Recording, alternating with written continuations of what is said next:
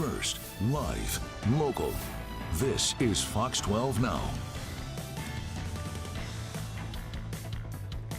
Hello and welcome to Fox 12 Now. I'm Greg Nibbler. You know, if you are a frequent watcher of this show, you know that Thursdays at 1:30 p.m. means I'm joined by this guy right here, Eric G. from Around the House Northwest.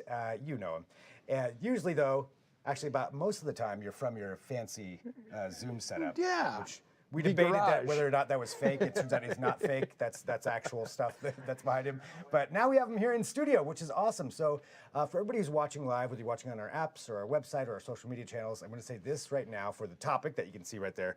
We've got, I'm going to pull up our Facebook page. So if you're watching on Facebook, you have questions for Eric about disaster preparedness for your house, something along those lines, definitely drop that in there and you may be able to get a direct answer right here, right now, because that is what we're talking about. Which Absolutely.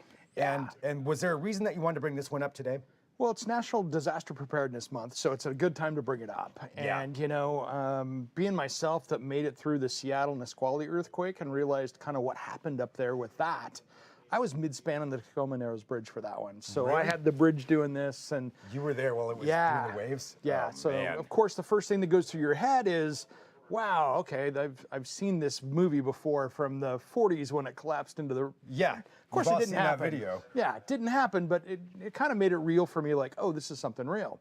Yeah. And there was a lot of things that happened after that I'm like, oh, wow, I hadn't thought of. And, you know, 20 years later or whatever it's been, it's more important now because, you know, that clock is still ticking as far as, well, it could be an earthquake, it could be a wildfire, it could be a windstorm. Yep. Ice storms, we all get them, right? Yep, we get all that stuff. I mean, and the big one is, I always say it, the big one's gonna happen. It's gonna happen at some point. You know, It's when. someday. Yeah, It's when. And it does seem like more and more, you know, every year we have Yep. more wildfires, more ice storms. That just, I don't know statistically. You'd have to ask Mark Nelson about that, but it seems like that's the case. Yeah, You know? yeah, absolutely. So getting ready is a lot of different things, but some of it's really simple. I mean, you could do 2 hours on this subject and get into the weeds, which we're not going to do today. Right. But there's some basics that you should really pay attention to. One is water. Where you get your water, because that's kind of the most important part there. Yeah. Is that, you know, you can make it days without food, but days without water starts to get kind of medically important. So you want to make sure and do that. So there's a number of ways to do it. You can store water, for instance. You can have big jugs of it. You can have little 1-gallon jugs. You can have, you know, 2-liter bottles. Keep in mind that your water heater at home is a great storage device for water. So you could go through that and you're like, oh my gosh, I don't have any water. You probably have 40, 50, 80 gallons of water right there in storage. So I always recommend if we have a natural disaster like that, just shut the water off so you know that that's clean. Yeah. Oh, good point. You know, Yes, because nothing we else see the coming in there. boil water orders and stuff. Well, if that's happening and you shut it off, you're like, okay, well, that's on the other side. I'm not going to make sure that I have it out of here. And then you can pull that water out of there. That's a great point. So that's a good shut off one. your water. Shut off your water is a good one for me. And I think that also does, if you've got any breaks or things from an earthquake, you've also kind of limited that damage as well. Right. Yeah. You don't have just broken pipes. Absolutely. Dumping So, water in there. and you know, okay, I've got at least a water heater full of water. Yeah. So that's the first one there. To know where your water main is. Yeah. shut that off. Maybe you've got something inside the house. Maybe it's out the street. That's always just a good homeowner thing to do anyways, to know what you've got, where to turn that off of. But second of all is going to be food. And that can be actually easier. You don't have to go out and worry about, you know, canned goods only have a shelf life of so long. You know, you can get military MREs. You can go out and get the Mountain House stuff that we see at every backpacking. We did a whole segment on those guys. Yeah. That's what I've got at my house is just you can buy the boxes of like a 14-day supply. Oh, yeah. You know, and you should have per person 14-day supply. And don't forget the pets either. Yeah. Right. So extra dog food, Extra dog food, cat food, whatever, you know, whatever your pets are, to make sure you've got enough of that. And I say at least have 2 weeks of it. Yeah. Per person. Yeah. So just because if it does happen, you want to make sure that you've got that. you got to have that. So there's the 2 there. The next thing is know how to turn off, if you've got gas at your house, know how to turn off your gas. You know, make sure that you've got a shut-off tool.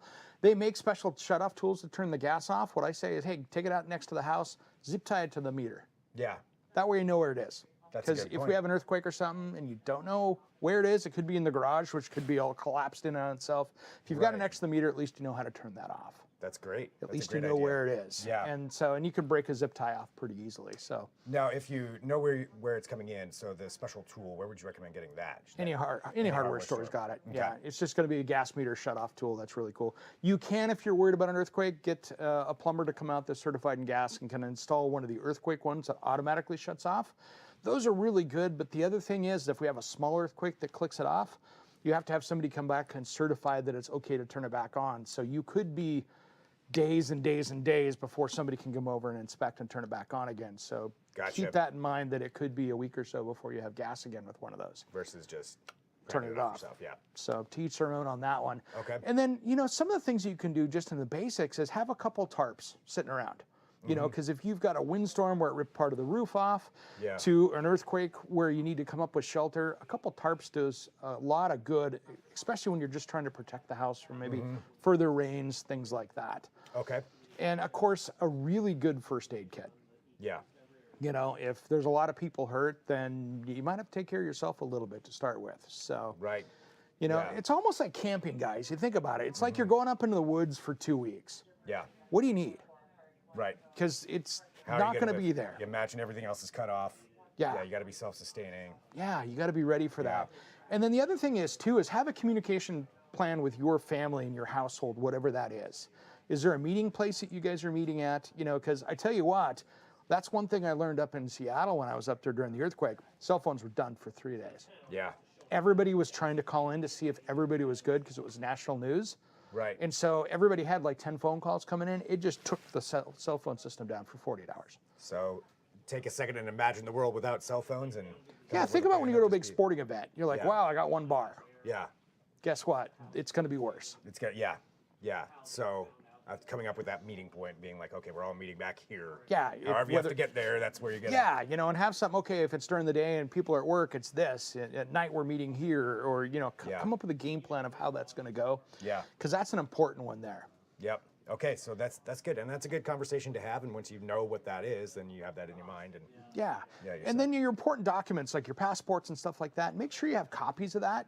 You know what I mean? Especially if there's like a wildfire or something like that coming, where you can grab, that kind of thing you've got in the safe or whatever your place you keep those important documents. Yeah. Have some copies of that around, so that way in case you need it, you've got it.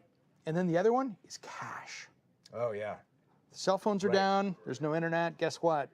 That card swiper is not going to do anything for you. I Yeah. don't know how many people have the 1980s You're right. carbon The copy. copy. I Yeah. mean, probably not too many people have that. And so you better have cash to get around with. So it's always good to have a little bit of money stashed around someplace safe, whether it's in your wallet or what. And then I always Yeah. recommend having a to-go kit in your vehicles as well. Yeah. Because whether you're at work or you're in the commute when it happens, have a little basics in there that you can do. And maybe it's a jug of water, maybe it's that kind of thing, But have that around. Make sure that you've got that because I mean, even looking at what happened last year with that, I think it was the ice storm. where Yeah. people were stuck on 26 for, 8, Yeah. 10 hours or longer in some Yeah. cases overnight, and having that in there, having water, having Yeah. snacks, having something. Absolutely. And then making sure the car's full. A great example, Yeah. when you're out there, make sure that you're running kind of on that full tank of gas when that first Yeah. half versus the last half. Yeah. That way you got it because, if you can start the car up outside and charge your cell phone, get in and get warm or cool or whatever it is, having that full tank of gas will sure help you. That's great. Something else that I was thinking about, just that I carry in my car, is one of those battery storage kits. Yep. It's enough that you can jump the car if you need to, but you can also charge a cell phone for like 4 days off of it, or 4 charges Absolutely. rather. So yeah, those things are, and they're not that expensive either. No, and there's some great stuff you can get too. Like you can run down to REI or your favorite, store out there. Life Straw makes a little straw that you can actually take the end off and put it literally in a mud puddle, guys, and get water out of it. It might not taste like Perrier, but it's Right. going to be at least something that's edible. I have one of those, and I did try it in some really gross looking water, and it was clean water. It was clean water. Tasted a little funny. Yeah. But you know what? It's better than nothing. It works. Yeah. And if you're by a big body of water, don't always plan on that unless you've got a really good water filter. I've got a great, water filtration that I could literally put nuclear contaminated water in that's going to clean it out and be drinkable water.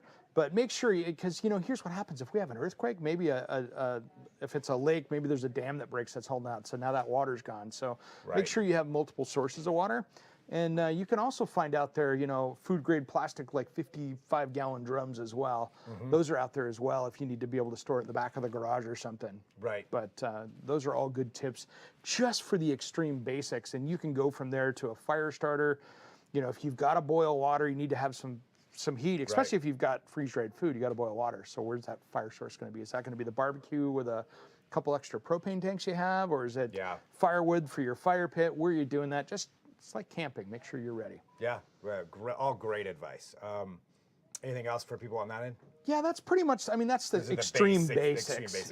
Just think of the stuff you need. Have an extra medication. If you're one of those people, it's like, hey, I've got life-saving medication and it's running out. I got to go buy my pharmacy on the way home.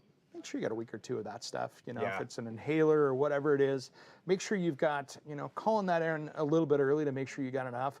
Because guess what? That stuff's going to run out quick. Remember our kale shortage in the wintertime and our toilet paper shortage from last year? Right. Make sure you're prepared. Yeah.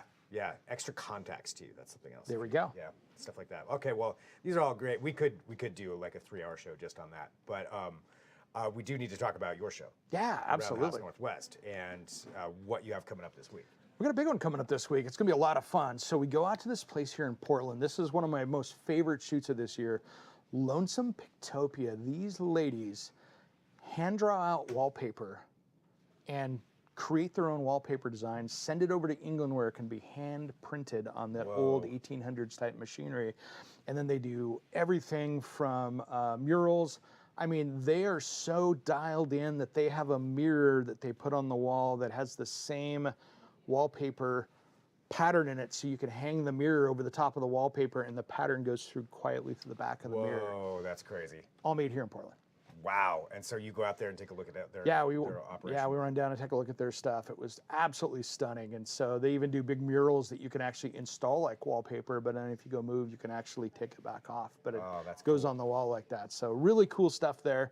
That's our Made in Northwest this week. Nice. For my Perform Like a Pro segment, which is that DIY one, I make a really nice workbench for the shop. Nice. So really easy. Literally handful of 2x4s, your favorite Swedish put together store countertop, on top. And then we did some power and stuff on it, and some nice rollers from Amazon. So, under $200. Yeah. Instead of spending $1,000 on a really killer workbench, right. Made one for there, and we show you step by step how to do that. Nice. So fantastic. So that's that segment. We've got what else do you have on this one? We have so many every week. I can't even remember what they all are. The crazy one that was just the one that blew my mind is we actually tested out our less test thing where I jump on Amazon and or online and I buy some stuff. And the scary one was I bought a carbon monoxide detector that you take around, a personal one. And I held it under the car exhaust, and it still showed 0 parts per million. Whoa. So you want to take a look at this one. If you've got this model, you might want to think about upgrading because it's kind of a safety hazard if it's not going to work. Yeah, that's terrifying. That was my, we got to be careful. Yeah, this one's no good. Okay. So, and that's just a little bit of the show coming up. Just a little bit, and there's always so much more, and you have so many episodes too that people can go watch, and each one with these different segments, different things you get to take a look at, test, and a lot of those are on our YouTube channel. We've got a lot of segments on there. Yeah. So I want to remind everybody that at Fox 12 Oregon, go there and take a look. You can watch the Fox 12 Now segments and episodes, and then you can also watch all of that on there too for Around the House Northwest. So. And one little tease. Yes. A self-cleaning shower. Oh, that'd be perfect. No squeegees needed. You can just walk away. Yeah. See. That's I want that. Yep. I can tell you right now, I haven't seen the segment, but I want that. That sounds great. And for people out there who want to know how to watch the next episode, what's the best one? All right. Actually, tomorrow morning, we're going to have a replay of last week's episode. So if you're just trying to catch up, 8 a.m. Fox 12 Plus. But then the new episode is at Saturday morning, 10 a.m. Fox 12 Plus. It replays again at 6 o'clock in the evening on Sunday, and then back again on Friday morning again. So definitely catch it. You got a couple opportunities there to see it and check everything out. Well, Eric, as always, it's always so nice to have you on here. And we get to cover a lot of things on this show. And I thank everybody who's tuning in, who's watching live. And you know what? I said I was going to check the Facebook. Let's make sure we got it here. I'll make sure. Okay, well, I think my phone's dead. So, you know, I kind of... We'll get to those. Well, I will send them make to sure we Eric. We'll answer have it. Eric answer those. Yep. And see, this is why, perfect example, preparedness. Right there. My phone's dead. See, Yep. now if something happened, I'd be, yeah. It's not a phone now, it's a paperweight. Exactly. That is a perfect way to end this segment. So thanks everybody for joining us. We'll be back soon with more Fox 12 Now.